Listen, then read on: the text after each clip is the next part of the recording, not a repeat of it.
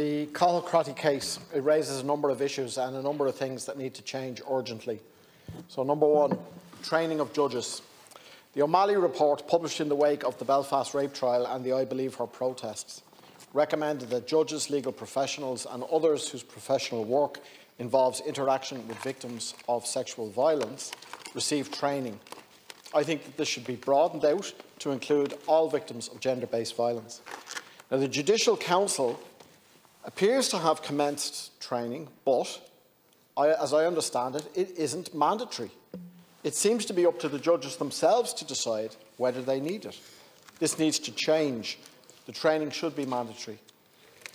So my second issue, where a judge, despite training, consistently hands down rulings that are inconsistent with the zero-tolerance approach, there has to be a way of removing them from the bench. It's not acceptable to have judges who consistently hand down such rulings effectively unaccountable and in a position of authority until retirement, virtually unsackable.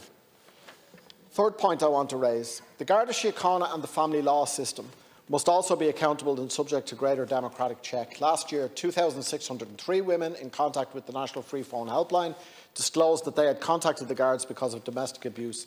48% said that they had found the Gardaí unhelpful. 1,068 women had applied for domestic violence orders through the Family Law Service. 48% noted their experience as bad. In other words, nearly half of the women who had summoned the courage to overcome fear, shame and other societal obstacles to disclose abuse against themselves and or their children were treated in what?